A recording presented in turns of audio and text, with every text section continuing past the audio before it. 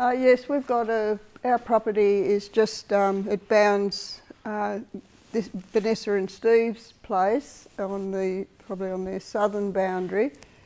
And as you can see there, our story is very different to the two previous speakers in that the farm has probably de-diversified. Like when we bought the property about probably 40 odd years ago, it was bananas, cattle, small crops. There was 3 families who didn't live on the property but who earned a living off the property, and that was their sole incomes. It was highly degraded. You would never have got any pasture like this. It was bare, it was hot, and it was ugly. But when we looked at it, we saw the potential of what you could do with such a property. It's quite a large property for the area. It's around about 230 hectares. It's 2 properties, one behind the other. And yeah, we thought, well, a lot of potential of what we wanted to do, which was farming and also conserving the native forests. So at the time, I think there was around about 50 acres of bananas, something 2, maybe even 300 head of cattle that looked terrible, Hereford cattle. And we thought, well, that's not what we really want to have. We did continue banana farming on a lot reduced areas. We went into partnership with some friends and we did banana farming for probably 20 odd years. We did that without chemicals. Everyone said you're not going to be able to grow bananas, ladyfinger bananas without chemical. We very successfully grew ladyfinger bananas without chemical, and we also made a reasonable living out of that. I did work off farm because I always like to keep busy, and it was going well. But then we decided, well, pretty hard yakka, and I'd started up my own business. So we fenced, all the banana areas were already fenced off. I think there was about four areas. 2 of them we retained as paddock and 2 we let just naturally regenerate, and they look great now. So from there on, probably more recent, that's just a photo of the property. As you can see, there's quite a lot of cleared land still, but when you drive on the property, well, I know I kind of tend to look over to the forests. I look at the paddocks, which now look so much better. All of this back part up here, in more recent years, we went into joint venture forestry, and that to me, being a conservationist, I kind of thought, well, do we do it or don't we do it? And I thought, no, it's a really good way for timber production, and also going into the joint venture, they fenced off, well, probably about along there, it was that big chunk.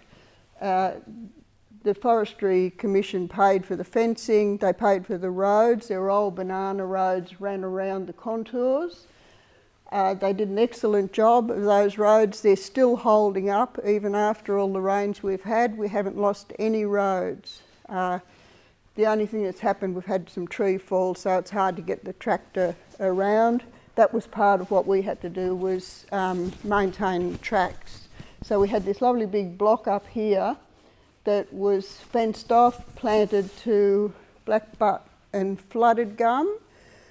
Quite a challenge for the forestry because they were doing all the planting, because the wallabies ate an incredible amount out the back here. This was cleared, and anyway, then they approached us in more recent years that it wasn't viable for timber production, and did we want to have it it was on our title, take it off our title and it was back to us. So we were quite excited about that. Apparently a lot of people didn't want to take back their forested land, but we thought, well, this is a really good opportunity. So we said, yeah, sure. So we've now maintained this as, well, we still call it the forest, but it's, I'll tell you about that when I show you a photo of it. That helped it during the drought, just having that big paddock up the back. The rest of the property, we do have other areas that are under conservation. That one there, that's fenced, and that one there is fenced. So those areas are fenced off. They are under a conservation agreement. So that's on our title, that they will stay as is, and we'll probably put this in as well, because you can, under the conservation agreement, you can have some grazing. So that's the property. I think that's just a zoomed in one. Eli did a couple of these to prompt me to have some slides. So there, that's one of our bigger cleared paddock, but these are no longer just paddocks. The previous owner only had, the whole farm was virtually 2 paddocks. Cattle ran everywhere. I don't know how on earth they found them, but they were poorly managed, and yeah, it was just a couple of really big paddocks, which we've fenced it off into smaller areas. That's obviously not the drought, because I have tried to focus this on the climate change and, you know, the different climatic conditions that we're experiencing. So that's that was after we'd had the rain. I think again another Eli photo of some of the girls, which are, as you can see, a Charolais Brahman crossbreed. And during the drought, I've got to say, none of the cattle lost any condition. They all held condition all the way through, and looked, you know, excellent. But there were problems, which I'll talk about. So this here is the forestry block. That's the big block up the back that went to joint venture forestry. As you can see there, a lot of grass, which, you know, some people may say, well, like, you know, dry times it'll dry off, bushfire hazard, but we do graze it. So these areas are this big area up the back, which is now no longer joint venture forestry. It's a combination of natural area. All the gullies were kept, so they are, you know, very good areas as far as biodiversity. And then we've got the plantation areas, which are really good for grazing land. Here's another shot of that. So this here, it's locked up quite a lot of the time, and it's staying as one big paddock, and we just graze it when the pastures are getting down a little bit in the front of the property. We'll open this up just for short terms. The cattle go through, they will eat out, you know, a lot of the grass. I was quite surprised. I went up there 2 weeks ago to go for just a ride through it, and only one of the mobs had been in there and had really impacted it actually quite quicker than I thought. I should have got them out a little bit earlier. But anyway, then we'll take the cattle out, and they tend to come out because they I don't know, just by habit they'll come out of the forest and close the gates. They kind of self-muster, and we hold it 4 times when, if a paddock is getting a bit low, I'll use it as another paddock. So this here has been an incredible bonus during that dry period. And this here is some of our forest, which was on the first slide.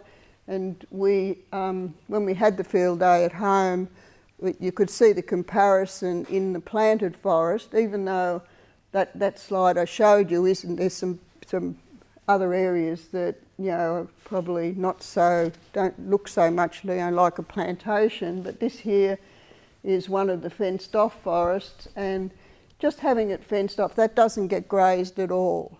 Minimal weed in there, very, very little weed.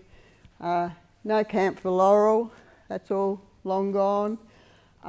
And I just looking at the health of the forest, and something that's really significant in the forest is the health of the water.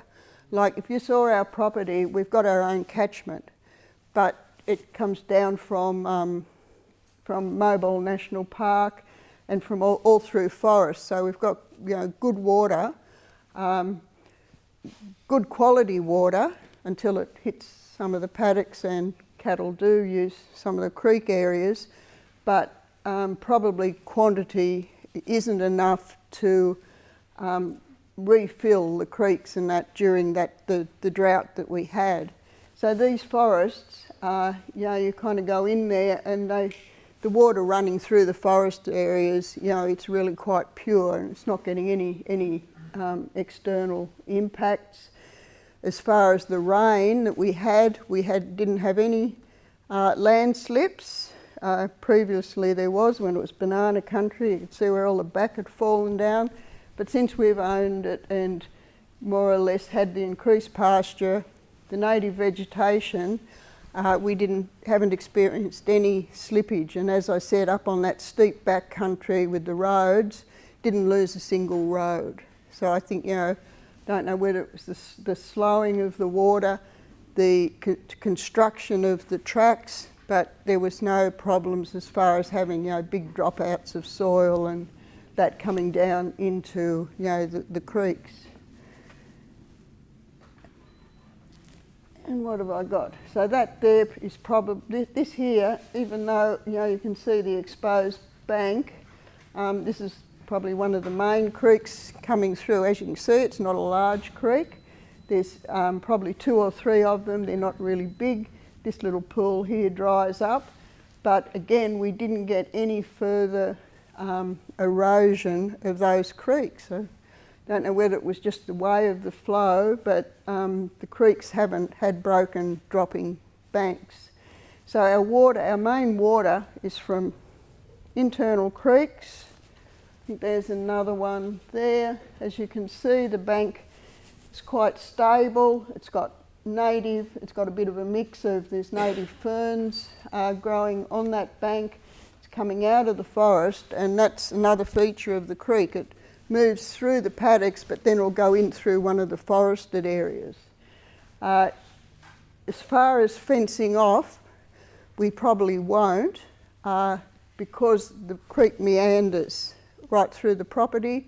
What I want to do, and what I'm aiming to do very soon, is more off-site water, to have the troughs so the cattle don't need to go to the creek. And in one of the areas, in 2 of the paddocks, they don't tend to go, they'll go to the dam, which isn't that good. But so that there is one of the smaller dams that dried up totally during the drought, and I know you probably can't see it. We ended up fencing that off because it was getting low, and as those of you who run cattle and you've got dams, as soon as you get that drought and the contracting of the water, it becomes quite dangerous, and your cattle will bog in it. So we ran an electric fence around it, which again cut off one of our water supplies, which meant that we had to then, for this paddock that's over here, we actually carted water from one of those. You want to use as a day spa when it gets to the right. What have we got next? Oh, I'll go back because I don't want that one yet. So, kind of want to talk about the drought, that just having what we had worked really well. As I said, the cattle didn't lose condition. The pastures were okay, but water was a problem. Even though we've got that creek coming down, we've got this dam, we've got a very big dam at the front of the property, but it's hard that water is just for house use and for the immediate 2 small paddocks that are adjacent to it. So that's one of the improvements that we want to make, is use that big front dam and pump up from it and put in 2 troughs up the top that will service one of the bigger paddocks and one of the small paddocks, and we'll also run the water down to the yards. So that really needs improvement for water. What we had to do was use one of the, I think it might have even been that creek, where it came out of the forest. It wasn't like that, this is after rain, but where the creek went through the forest, there were water holes, and they maintained, there was water there. So what we were doing was taking up the the big plastic cube on the back of the ute. We'd had a pump we'd put on the creek, and we would fill the trough, fill the cube, take it over it, and fill a trough so that the cattle had water. So that was a real constraint, was water. It wasn't so much the grass, it was the water. And now, like another plug for Tweed Council, they're running a course for drought preparedness, and I know from that, it's kind of, you forget a bit. You go through the drought and you think, yeah, gee, that was hard, and then you move on, it rains and everything looks good, and tend to forget a little. So I think doing that course has made me think, well, yeah, pull your finger out, get onto it, and start getting off creek, off dam water. And that's probably one of the main improvements that we want to do now, is to get the troughs and to start putting in the pumps, get some solar pumps, and have off creek and off dam water for the cattle. And I think that if we get another drought like we had, which we probably will, that will get us through and be able to maintain the stock in good condition. So that's something that we've got to get on to. That little dam, I think it's, as you can see, it's all getting, the sedges and everything are growing, so we'll probably just leave that and keep it. May pump a little bit of water from it, but just keep it as a resource. We used to actually use this dam we grew small crops next to it. We used to grow zucchinis on this big flat paddock next to it. So that's that area of improvement. And I think that's really the main thing about the property, is that what we want to do is have the biodiversity, but to also have a commercial herd of cattle that are in good condition. And I think by also doing a bit of pasture improvement, a few people have spoken about what they've done for over winter. I'd like to do some of that as well, so that we can have, we have reduced the herd. We're down to about 80 head now, and I think having some of that, you'll still get your income can still be maintained, because you're producing a better calf to sell on, than having, you just get that extra weight in your calf by just having the additional feed. And so that's another thing that we're looking at doing. But as has been emphasised, is it all takes a lot of energy, takes time, it takes money. And to do all that, there's all these things we love to do, and in time I know that we will do, but it's just, allocating that time and funds towards doing so. And, enjoy doing it. I think, I get a real buzz out of both seeing the cattle looking good, the paddocks looking good, and also seeing the forests that, I can kind of walk into. There's a really great ambience in there, that we've got both. And I think that's about it. Mine's a pretty quick one. Oh, that was just one that Eli popped in when we had the field day, and we looked at the difference between the native forest and the planted forest. So that's about it for me. That was an easy one.